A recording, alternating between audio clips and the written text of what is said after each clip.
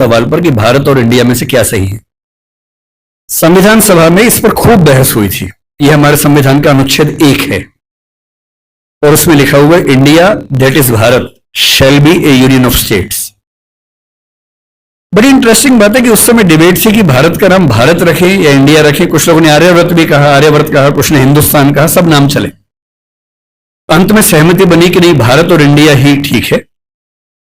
नेहरू जी ने खुल के तो नहीं, पर नेहरू जी के पर्सपेक्टिव से जो बात वहां पर ज्यादा आई वो ये थी कि हमारे संविधान के बनने की प्रक्रिया में जो बहुत सारे एक्ट थे जो अंग्रेजों ने बनाए थे, जैसे इंडिया इंडिपेंडेंस एक्ट 1947 का है, 1935 का एक्ट था, उन सब में इंडिया का इस्तेमाल था।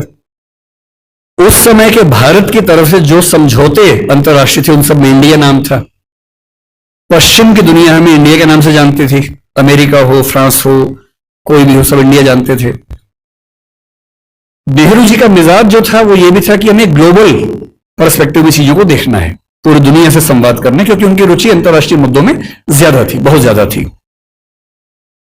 मेरे ख्याल से इन सब वजहों से तय हुआ कि हम अपना नाम इंडिया रखेंगे, पर इंडिया के बराबर महत्व भारत का भी रहेगा। तो लिखा गया India that is Bharat. India जो कि भारत है, राज्यों का एक संघ होगा। 4 दिन पहले की बात है, मैं हॉलैंड में एक टैक्सी में बैठा हुआ था। इंटरेस्टिंग बात सोच के देखिए, टैक्सी का ड्राइवर मोरक्को का रहने वाला था। उसको जैसे ही पता लगा मैं भारत से हूं, उसने मुझसे यही सवाल पूछा।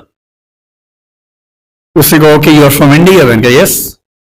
We are listening to a debate India और Bharat, what do you think? मैं बड़ा चकित कि ये मोरक्को का आदमी हॉलैंड में रहता है, इसके मन में ये सवाल आ रहा है।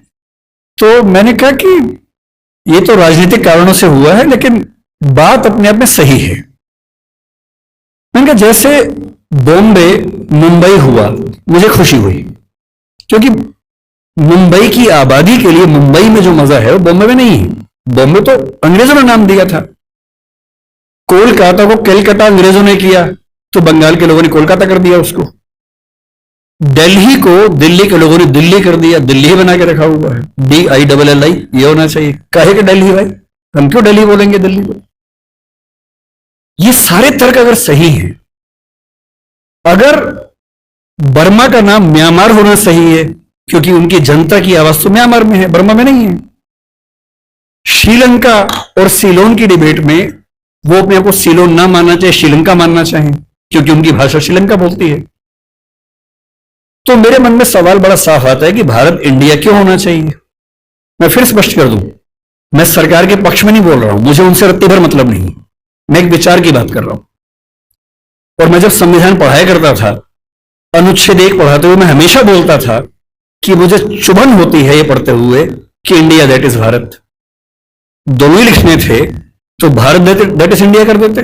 अगर दोनों ही लिखने थे, ठीक है, दोनों रखें, क्या दिक्कत है। इंटरेस्टिंग बात इसके बाद है, मोरक्को के उस ड्राइवर ने उसके बाद पता क्या कहा, हिंदी में अगर बताऊं, बोले अच्छा अच्छा ये मामला है, अब समझ में आया। फिर बोले कि बड़ी इंटरेस्टिंग बात है, हमारा नाम मोरक्को पड़ गया फ्रेंच लोगों की वजह से। मोरक्को के लोग मोरक्को को मगरिब बोलते हैं। और जब मैं सऊदी अरबिया गया, सऊदी अरब के लोगों ने मुझसे पूछा कहां से आए हो, मैंने कहा मोरक्को। उन्होंने इस भाव से देखा कि मैं पागल हूं, बोले नहीं मगरिब से आए हो। अगर मगरिब की आबादी खुद को मगरिब कह के खुश है, तो उसे फ्रेंच लोगों की वजह से मोरक्को क्यों कहा जाए? इंडिया शब्द वेस्ट में दिया और बुरे भाव से दिया। उनकी नजर में इंडियन होने का मतलब है बहुत पिछड़ा हुआ होना, रेड इंडियंस, वेस्ट इंडियंस। तो आज ये क्यों हुआ? मैं समझता हूं कि राजनीतिक निहितार्थ है और उस राजनीति में मेरी रुचि जरा सी भी नहीं है, लेकिन ये आज हो या कभी भी हो, मैं इस पक्ष में हूं कि देश का नाम देश की भाषा में होना चाहिए और देश की भाषा भारत के पक्ष में है।